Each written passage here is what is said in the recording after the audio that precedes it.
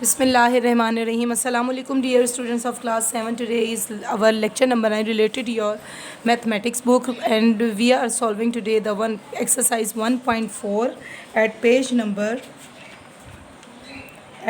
13.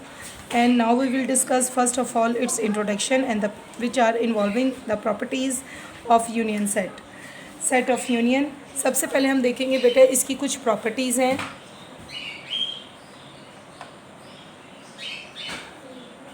Properties हैं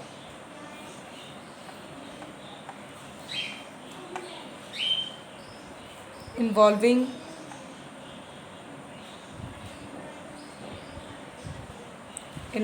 है हमारे पास यूनियन.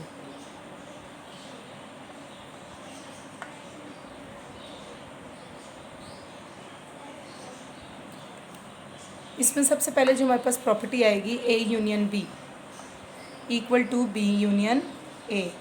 इस हम प्रॉपर्टी को कहते हैं कम्यूटेटिव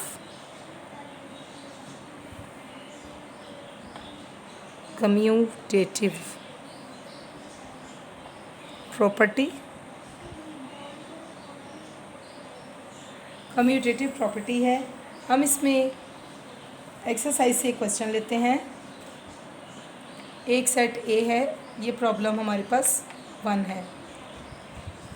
एक सेट ए है जो कि मेंबर्स हैं ए ई आई ओ यू.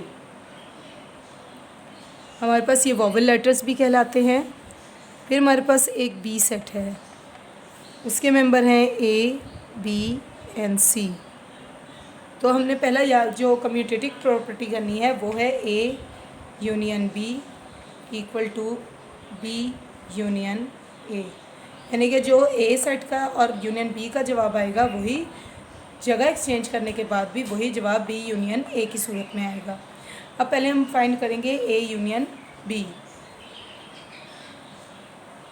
ये लिखने के बाद हम ए की वैल्यूज़ लिखेंगे. ए ई आई ओ यू. यूनियन हम उसका बनाएंगे बी सेट के साथ. बी सेट में आ जाता है ए बी एंड सी. यहाँ तक लिखने के बाद अब हमने देखना है कि ये ऐसे अल्फ़ाबेट हैं जिनको हम तरतीब दे सकते हैं अल्फ़ाबेटिकली. तो हमारे पास जुमला आएगा A B C E I O and U. हमने तरतीब से ए बी सी को अल्फ़ाबेटिकली लिख लिया. जो जो इसमें अल्फ़ाबेट थे हमारे पास ए यूनियन बी का आंसर ये आ गया. जब हमारे पास ए यूनियन बी का ये आंसर आ गया तो इसके बाद हमने इसका दूसरा पार्ट करना है, वो है बी यूनियन ए. जी स्टूडेंट, इसके बाद हमारे पास जो करना है वो है बी यूनियन ए. अब बी सेट हमारे पास मौजूद था, वो था, हमने उसको पहले लिख लेना है ए बी एंड सी.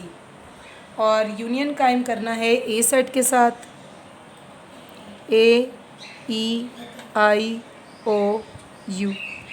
हमने इनको तरतीब दी तो हमारे पास फिर कुछ इसी तरह आंसर आएगा A B C E I ओ और यू. लिहाजा हमने ये साबित कर दिया कि A union B equal to B union A.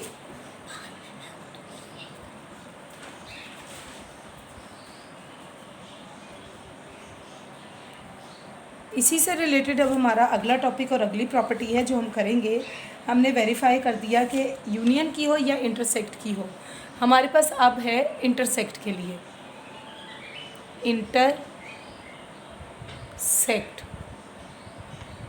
Intersect के लिए हमारे पास हमने मालूम करना है इन्वॉल्विंग प्रॉपर्टीज़ हैं जो कि इंटरसेक्ट को शो करती हैं. वो हमारे पास अगली प्रॉपर्टी जो है वो भी कम्यूटेटिव प्रॉपर्टी है जो कि हमारे पास ताल्लुक़ रखती है इंटरसेक्ट से. इसके लिए फार्मूला जो इस्तेमाल होता है A intersect B equal to B intersect A. Intersect में हम क्या निकालते थे बेटे? इंटरसेक्ट में हम एक वैल्यू निकालते थे जो कि कॉमन होती थी. अब हमारे पास एक ए सेट है, हम इसे देखेंगे A B C and D.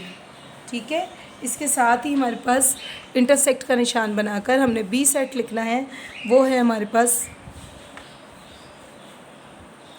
वो हमारे पास क्या है, ACENG। ये हमने समझने के लिए एक रकम लिखी है। अब हमने देखना है कि इन दोनों में A इंटरसेक्ट B बनाने के लिए इन दोनों में क्या चीज़ मुश्तरक है, कॉमन है, एक जैसी है। A इधर भी है, उस सेट में भी है, C इधर भी है, उस सेट में भी है, और कोई चीज़ ऐसी नहीं है जो इन दोनों में कॉमन हो। लिहाजा दो एलिमेंट हैं A एंड E। तो हमारे पास ये इसका एक हिस्से का आंसर आ गया। अब हमने मालूम करना है B इंटरसेक्ट A, ऑपोजिट हो जाएगा। अब B सेट हम पहले लिखेंगे।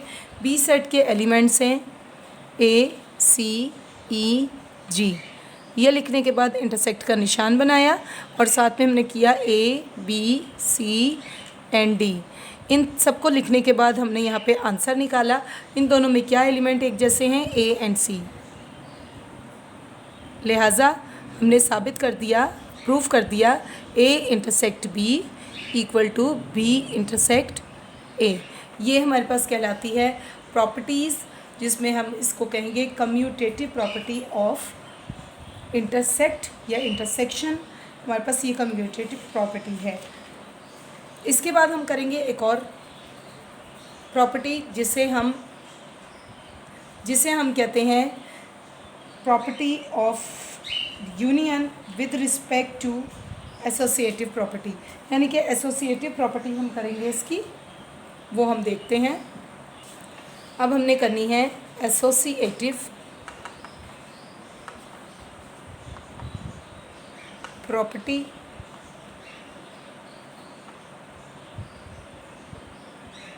Of union. हमारी एक्सरसाइज 1.4 की ये बेस है। 1.4 आप इन्हीं कॉन्सेप्ट्स को सामने रखते हुए बहुत आसानी के साथ कर सकते हैं। अब मैं इससे रिलेटेड क्वेश्चन नंबर 2 करवा रही हूँ। यूनियन और इंटरसेक्शन दोनों के लिहाज से हमें इसके बस फार्मूले जहन नशीन करने हैं ताकि हम आसानी के साथ अपनी एक्सरसाइज को भी आगे बढ़ाते हुए आखिरी मंजिल की तरफ चलें। ABNC ये तीन हमारे पास प्रॉपर्टीज़ हैं। ये हमारे पास यूनियन के रिस्पेक्ट चल रही हैं, फिर हम इंटरसेक्ट के लिहाज से भी लिखेंगे। ये लिखने के बाद हम लिखेंगे A union B union C। ये हमारे पास यूनियन के रिस्पेक्ट है। अगर हम इसको इंटरसेक्ट के लिहाज से लिखें, प्रॉपर्टीज़ हैं, इंटरसेक्ट के लिहाज से इसे हम एसोसिएटिव प्रॉपर्टी कहते हैं। तो हमारे पास कुछ शक्ल ऐसे होगी इसकी, A intersect B intersect C is equal to A intersect B intersect C। यानी कि हमारे पास सेम वही चीज़ है, लेकिन सिर्फ यूनियन में U और यूनिवर्सल जिसे कहते हैं, और इंटरसेक्ट में हम इंटरसेक्ट का साइन डालते हैं। इसके लिए हम एक्सरसाइज का क्वेश्चन नंबर 2 देखते हैं। एक्सरसाइज का क्वेश्चन नंबर 2 में देखें आपके पास एट पेज नंबर बेटा 14, अपनी बुक का पेज नंबर 14 खोलिए। हमारे पास एक वैल्यू है x और जिसकी वैल्यू है हमारे पास x हमारे पास सेट है, उसकी वैल्यू है 1, 3 एंड 5। इसके बाद हमारे पास एक y सेट है, इसकी वैल्यू है 2, 3 एंड 5। यहाँ तक करने के बाद हमारे पास z की वैल्यू है, वो मैं लिखूँगी z सेट की 1, 4 और 8।